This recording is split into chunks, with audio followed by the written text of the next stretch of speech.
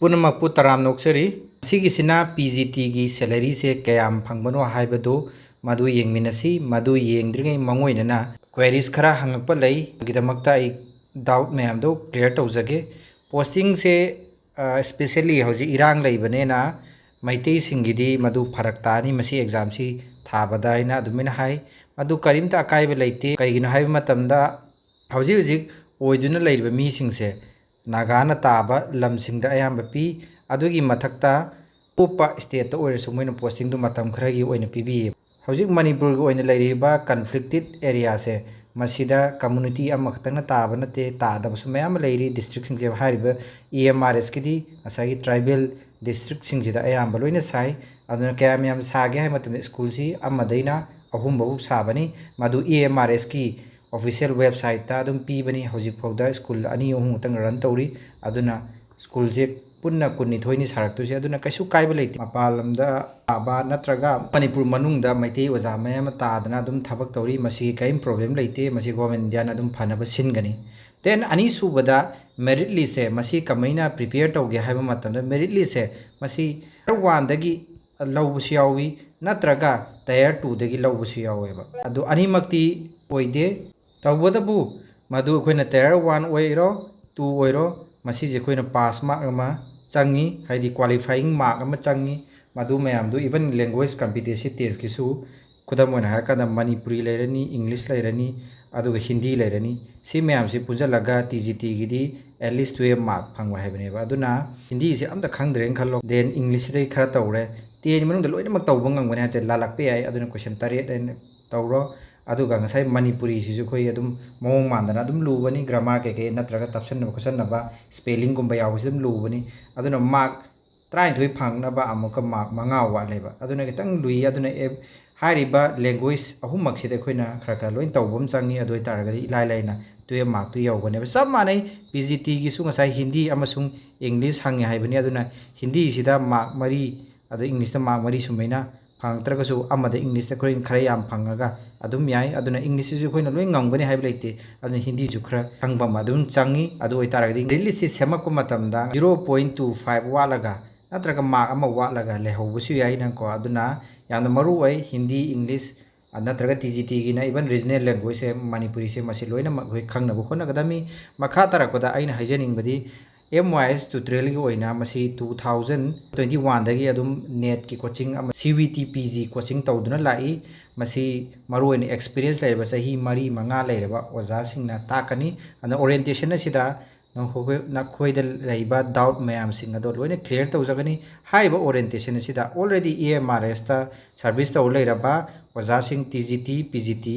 अनिमक यावगनी मदु मयाम यंगमेनसी हाइबा orientation programme से 15 October da tawgani pung 8 makhai da suksoi soidena nuidang da online ki kuthang da Google Meet ki kuthang da tawjagani adu mayam puna mak yauminasi masida coaching yaw yaw da ba kasu darka leite hariba orientation asi adum kanaba lawbi ho aduga any doubt lebising du hangbiu aduna yengasi khoi magi salary si PGT ki salary si haubaga kya phangban haibdi yengminarasi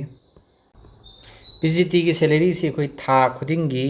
लोरकपदा last working day अदुम पी any central government employee से मखोई last working day अदुम afternoon अदुम पी अदुना हंदकी अगस्टु करम कांदा फंगी है मतमदा 29 दा फंगे जस्ट एग्जांपल अमा लौबानी सैटरडे सी छुट्टी थारे को अदगी संडे सी छुट्टी थाराबनेना फ्राइडे की आफ्टरनून सी अदुम चंगी अदुना पर्टिकुलर एम्प्लॉई दुगी ईमेल दुदा अदुम लाकनी माय सैलरी स्लिप से येंगमिनसी हाइबा PGT से मैतै मसानी अदुम येंगबा कान अदुम खंगी हाइजमा क्राइद पोस्टिंग ताई EMRS सर्चिप हाइबनी मसी मिजोराम दनी बिंता उसिना करम कांदा 26/08/2024 दने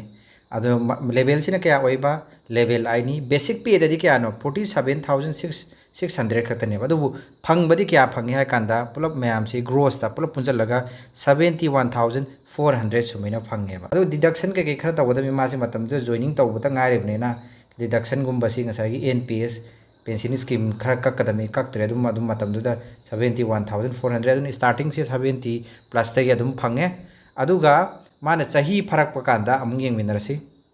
मे 2025 किनी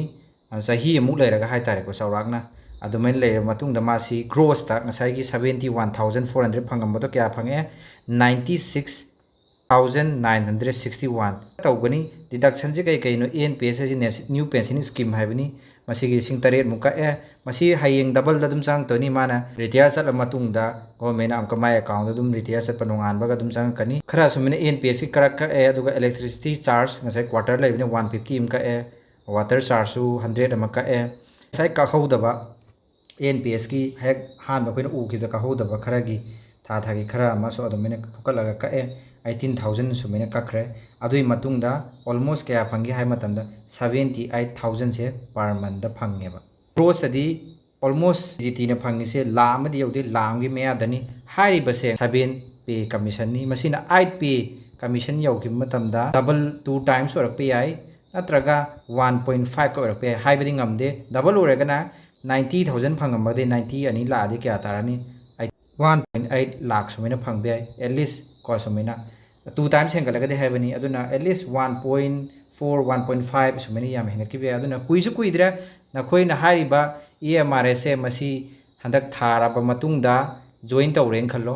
जॉइन तौ मतमदा थंग सही तारानी मददि 8 पे सु चनरनी अदुना पैसादो 1.23 लाख की मेयादा दोमिना फंगनी TGT दे लेवल लम खतंग हंथबनी को सिदगी खतंग हंदगनी माना लिसिंग 9 गुंबा यामदा मैक्सिमम दा लिसिंग 33 दुमने खेनाबे याय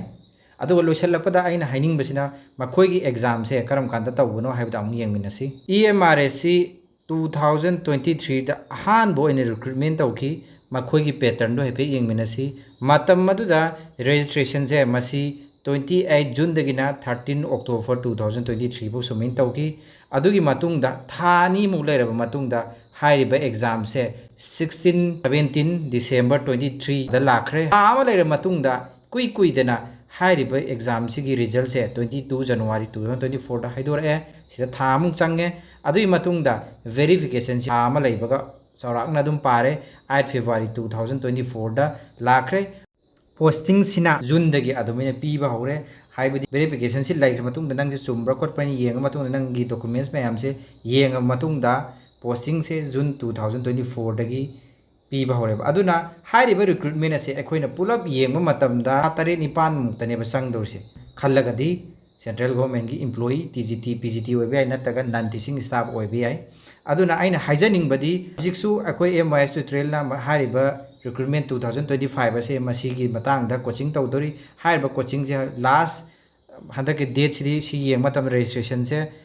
अक्टोबर दा ताखरे 24 अक्टोबर दनी अदुना इकुई कुइदेना था अनि मु लेरगा हमसे तौदोरी मदुना अखोइना मतम यामना फंगदे फंगदबदा मरम ओइरगा फजन आइगी माइंडसेट सिदा फजन खनबम चंगी अदु खलबा मतुंगदा हाइरिबा एग्जाम से कोई थाबम चंगी अफोर्डेबल प्राइस ता